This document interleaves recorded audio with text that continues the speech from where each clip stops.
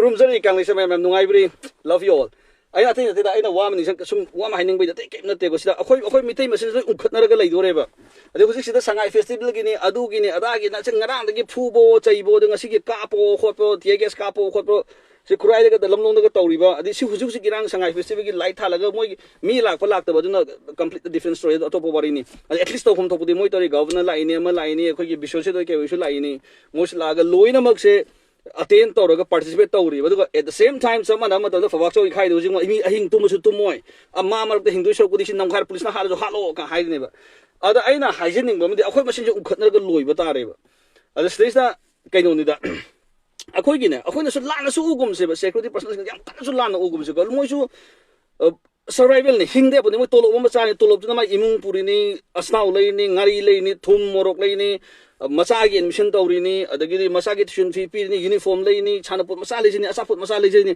adu loina mak to kai gong as prop against kita ga di mo se hai bon officer ju chai bi ba adagi di amuk adugi mathak at the same time amuk pull up amuk mang ba adi akhoi na ngangi ba akhoi mayam na so mo kai do hai bon akhoi na kyam kuin tha koi no lai le ba chama na ina khun ba ma yok ko chongam ngam moi mi chama na si asem ko wari ni ngap songam ngam da bo pot ne ba adana adu bo situation ship da ai mo haining is na is now sing thabak to bi sing so haining is situation ship da chatpi yo ba situation ship hai se yamna akhoi gi jik lai ba si akhoi gi generation da si term se leram de ko yam nong la ko term ni nuksina ba da du gi nuksina ba ada gi nuksina ba hujga situation ship relation nan lai dro haidi suppose nupa se tonga leba nupi tonga leba adu ma jo pharak ta adu magi ma jo phang dngai ai ma jo phang dngai da pul ho bu situation gi matung na bun bu phanga kan ta long kai na ba warong da ba situation ship ne bu adu gi da pul ho bu na phadong ma leng khal leba kai gi na ha ba kana da warong de ko ai kana da warong de to bu da bu ai na hygiene ba matung gi lai kai gum ba na akhoi na sigi khujat thang kala ga salute na kutro salute sain ko ba thau tong ne ju khang di sain to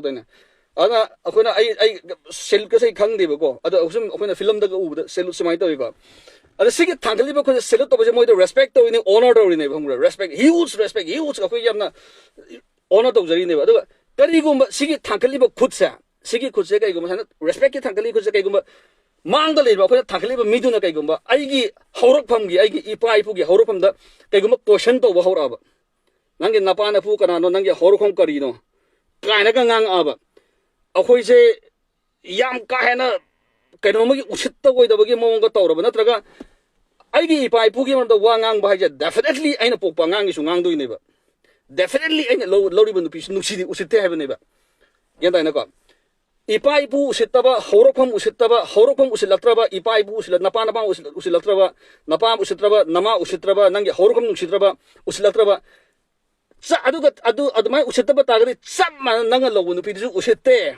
nagi nachi na san ju usit te nagi nachin nau ju usit te nang na poi ba na sa do ju usit te hai ba ne ba so aina haining ba di atai kem de ba sma thangkalam ba khut sa sma thangkalam phuje sigi mo da khut thangkalam gala pa nik pu su yai ba ko se khut thangkat ni selu to bi thangkat ba ma gala pa be ma se respect ke thangkat sa ba ne do respect sum usil la thak ka sa la ga thi bhajal la osal la ba imai pa da osal la ba nang na tun sa na mati bhajal la ba mayung anjal la ba ju ta dina swai pare ni khai da nawalo de hai bu su ya ma ta du si extreme ni swai to ma thau ta de si understanding ga chat ga lo re situationship da understanding to mun understanding lai na ga gyan ta na chat ga lo re si ga ne hygienic se ate du marak that na ho pare khut thang gat bi ko thang gat lam seluti khut to gala pa ni pu se si ma hijack re ko adu yam ga po na akhoi gi idp ekdam manipur se mana ga idp ma da nuk siba mi leite hek to ur ne ko idp gi gp idp adu idp gi kari bagi fast food hange ma gi adu idp mayam gi hang bi re idp kitang to boga idp gi asuya na to ma na idp me no hujuk protest to rum tam se sangai festival se participate to ba satli no pa ja kamai to ji no si shame on you brother shame on you. You should feel ashamed of yourself. Action speaks louder than words. Nangi action nang je kana no se mun na ta e bang bra. Ai ngang se gyang ta na ni nang ju khang ne ju khang gi at ta ri sin lu khang ni. Shame on you. Shame on you. Lalon gono IDP lalon gono khang ba IDP de karbar to gono. Ko up down lak pa ni. Nang khui to gono asing maton stop doing that immediately. Whatever you're doing, it's bloody crystal clear in eyes of every Tom, Dick and Harry. Is Yamlino, it's all visible. Nobody is blind. Don't utilize IDP. Drag to emotional drag to Chinjalagana, utilize to IDP, IDP, Manipur, Mado, IDP, Nuxio, Milita, Gamale, Mongadi. Adugi GP, Adagi GP, Adu, she hung to air, she get fast food, Adu to Salini holding it. Are, Henmandro Nambo. Don't you feel ashamed of yourself? When you look into the mirror, when you stand in front of the mirror, don't you feel ashamed of yourself? Get early in the morning, before wash your face, stand right in front of the mirror, look at yourself. Hello, former Chief Minister, Mingwen Hankacharage. Number 1, Akoigi Hauji Natang Nabda Leba, Pabung Biren, Hanekosegi, Pabung Biren. Aduga Hanagi Famaru Biramba, Congress ki amna Dai Kirito wa Hagan Lobusuyare, Zikimatam City, Dai Kirito wa Pabung Ibobi. Nangzozik, Lemak Baza, Singina Asuki Matik Waraba, Nasik Azuk, Kodong Kivan Pig Talava, Nasiki Mikop Sida. Noi karai dele geva. Noi na ngasi maya se leptana, noi na ngasi gabana na kaubadi masata masali. Adu noi na paja sing sina ngasi kaptana laudana khongdana ikeng irak sida irak na raba matam se noi karai dele di geva.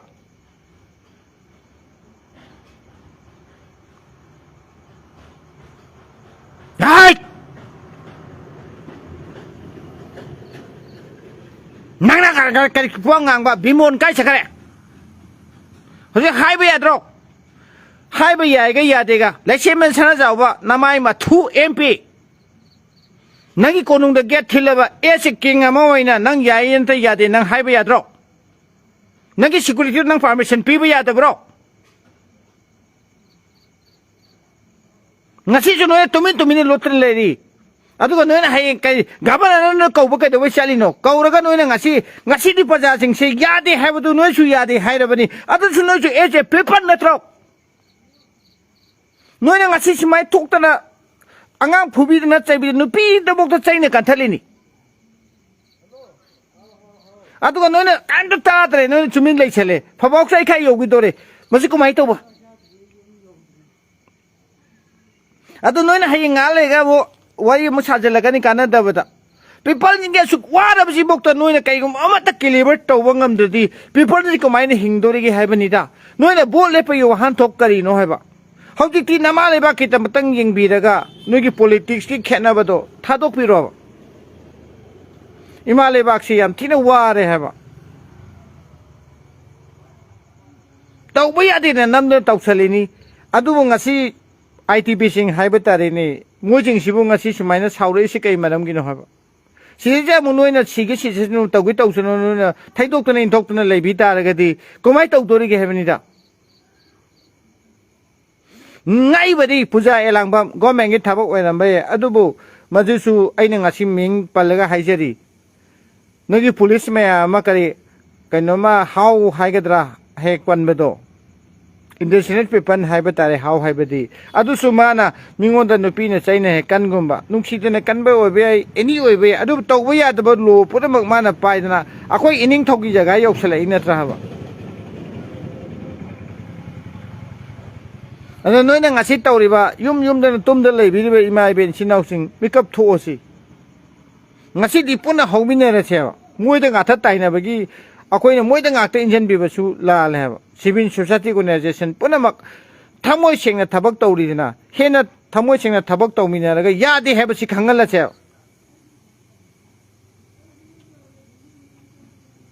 Tamoyam Chai, I do a Hena Saxavati, Noiging a say, Noina, Quina bought Tada than a Lagiva, Noigi, Nupi Lakta Yatobikia, Nupalakta Yatobikia, and Nuna Simanipugi, or in a represent in a lady Banuzik say.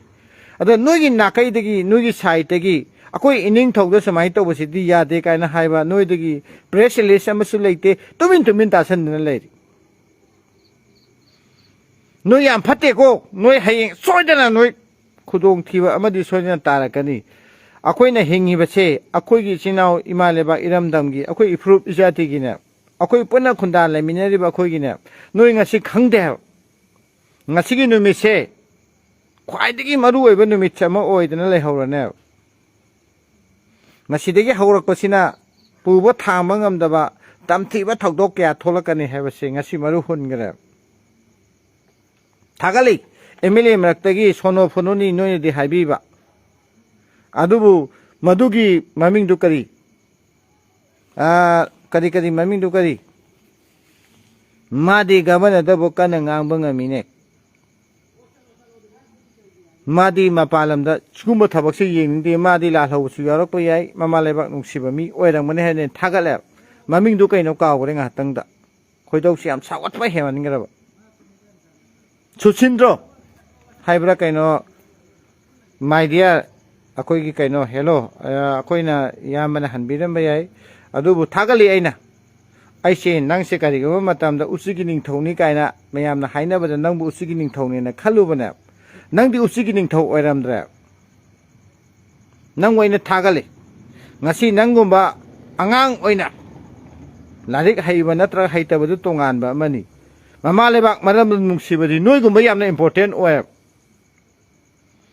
lariki marumda migina haibada nangna gabana da ngasi nangna ngangiba nangi asengba thamoi khara nangna phongtok jaba ngamido nangi asengma imalebak nungsibagi thamoi ne habase akoi kona khange akoi haibadi akoi kasu oide adubu tabada nungaiba libada waidu libada taba nungaibado adumai taw nang tholo nang tiri de kada base nang sumise ni hara kana la sinda tholaga nang MLA oiresu oidosu nangi MLA oibagi minister oibagi nangi quality to mangdana akhoi mayam changdana ngaktana honasage nangna hayo ba akoina haiba budi nangna haibana khara phani dana tholo kari gum matamda hero sing akoi gi state thado ga chen ga na akoi gi state thadok na chen ba taraga di hero gi mahuta fatta boina tarak pa ya haina su khanbi hojik state gi thadok tana mi amata chatpa yaro